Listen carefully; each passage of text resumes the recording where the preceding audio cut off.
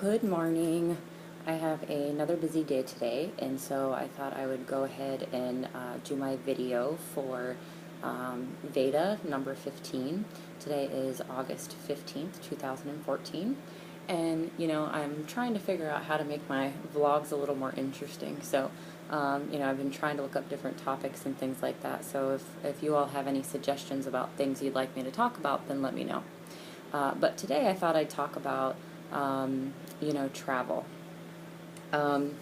You know, if you would have told me 4.5, 5 years ago that I would be living in Guam, I would have said, first of all, you're crazy, and second of all, I have no idea where Guam even is. I knew it was in the ocean, I knew it was an island, but that was about it. So it's funny how life can take a turn, and maybe I'll do one vlog on how my husband and I ended up in Guam and our journey here.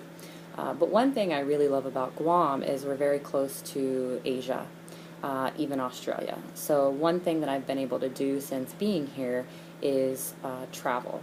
So I've been to Palau, which is a island. It's about maybe 450 miles west of here. It's in between Guam and the Philippines, and it's one of the most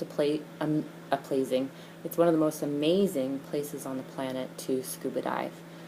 It is actually a shark sanctuary. I can't talk this morning. A shark sanctuary. So there are sharks everywhere there, and not big sharks like great white sharks or tiger sharks or anything like that. These are more reef sharks. Some of the bigger sharks hang out more in the blue and not so much around the reef. So, but there's gray tip sharks, gray sharks, I think black tip and white tip sharks. So they're just everywhere there. It's just incredible. I have a video on DVD. It'd be pretty cool if I could actually figure out a way to put that on YouTube, but I have to research that a little more. The last time when we were there last summer over the July 4th weekend, all of the fish were spawning, and so they were gigantic triggerfish there. Like, I'm talking like this big. Look up a triggerfish and see what a triggerfish is. And greasy groupers. I mean, there were just thousands and thousands of fish everywhere, and giant fish at that. So it was a pretty amazing trip. So Palau is one of my favorite places to go. I've been there twice. I'll probably try to go again, if not this year, next year. I've been to the Philippines. We went to Puerto Galera and went diving there a couple years ago. My friends and I, my husband doesn't dive. And Puerto Galera was really neat. The Philippines is awesome. You have to be very careful and know where you're going and things like that, especially being an outsider. But, when we first arrived there, we had to take a van from the airport in Manila down to Batangas.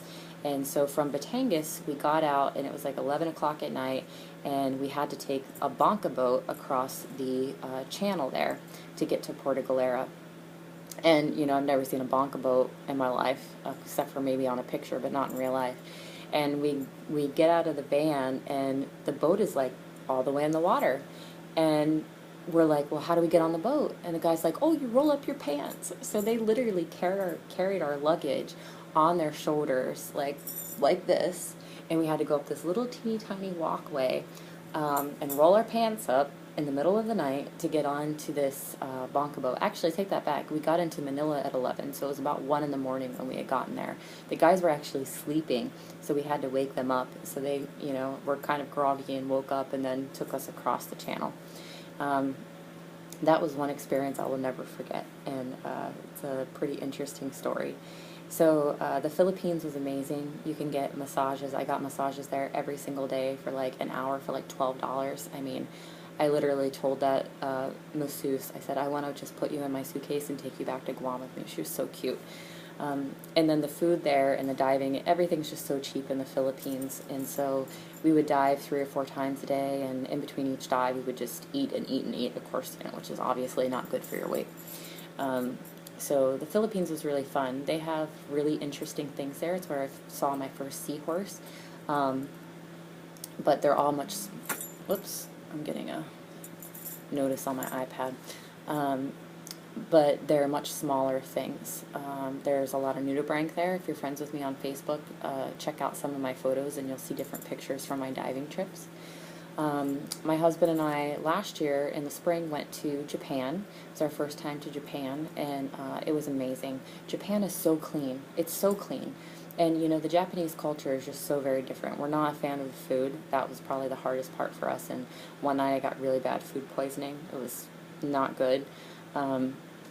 But you know, there was like this deer park where the deer like just come right up to you and you can buy food and feed them, and just all of the old temples, and it was just full of history and amazing architecture and gardening. And you know, I think the funnest part for me was my husband and I love baseball, and we went to a baseball game in Japan. It's nothing. I mean, it's like it's same baseball as in the States, but the fans, it's crazy. It's like a soccer game, like the European soccer games where the fans are just nuts and they have a band playing and, you know, they're screaming and cheering the whole time. And then, you know, right before, you know, how we have our 7th inning stretch, I think it's around the same time, but everybody was filling up these giant balloons that are like really tall and they're real skinny. And I was like, what are they going to do with those things? Well, here, around the time of what we would have our 7th inning stretch, the crowd, the fans, all let off these balloons that, you know, represent their teams, and they just fly everywhere, and people are knocking balls around, and, you know, and then all of the balloons go all over the field, and there's all these people that just go out there and pick them up really quick, and then the game goes on. So that was really, really a lot of fun. The other really fun thing in Japan was learning to take the trains, which was terrifying because you're in a country where, you know, they don't speak your primary language, but the trains do give directions and stuff, and what the stops are in English, and so are the pamphlets and things, but it's still very scary. Brad and I only got mixed up one time. We went on a tour, but then we took a 2 days to ourselves and kind of went back and explored Kyoto, and took the train all the way there, which was pretty fun. So those are the places that we've visited so far. I've been to Hawaii several times since I've lived in Guam, and before I moved here I had never been to Hawaii. You know, Hawaii's okay, it's beautiful, but I prefer Guam. You know, the water is so much warmer here. I got into the water in Hawaii a couple years ago. I just stuck my foot in and I just froze because I was like, oh my gosh, this is so cold. The water temperature here is between, you know, 82 and 84 degrees at like all times. So it's almost like bath water. You know, Hawaii reminds me a lot of the mainland, especially in Honolulu. We just went to Hilo a couple months ago, and that reminded me a little bit more of Guam. It was more a small town. But, you know, I think here you really get the experience of living in another culture. And I guess you would too if you actually lived in Hawaii. I think we've been there and just done a lot of the tourist stuff. So, you know, the Hawaiian culture and the Chamorro culture have a lot of things in common. And my husband and I have discussed possibly moving to Hawaii someday just to be closer to family. But, you know, I don't know if that'll ever happen. You know, I really just kind of let God make plans for me now, because obviously I make plans for myself and it never works out that way. So, that's just some of the traveling that we've done. We're hoping this year to be able to go to New Zealand. We were going to try to go in November, but my contract here is getting ready to be up, so I'm just waiting for my new contract to be signed. I don't want to plan this big expensive trip if I'm not going to have a job, which I'm sure it's going to be fine, but I think we'll probably just kind of plan it last minute and maybe go in December over the holidays or something like that. But we don't have any kids yet, so I really want to do as much traveling as possible. And I really enjoy, you know, experiencing other cultures and learning about them. And living in another culture is just completely giving me a different worldview. And it's just fascinating to me how other people live. But it is hard sometimes too, trying to integrate into another culture, because things don't always feel right.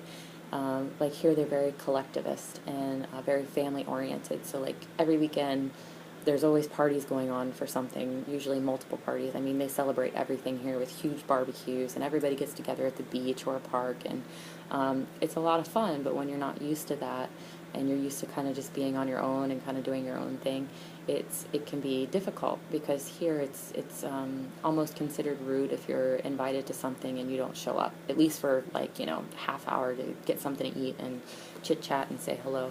So that's, I think, probably been one of the most difficult things for me, but I guess that's not a terrible thing to try to adjust to, right? I really love it here. I really love Guam a lot. We're coming up on 4 years that we've been here in November, so but I hope I get to do more traveling. I'm sure we will. It's harder when I'm in school right now, but that's okay. Have a year left. I'm counting down, believe me. So anyways, I'm going to go for today, but I hope you all have a fabulous Friday, and I'll see you tomorrow. Bye.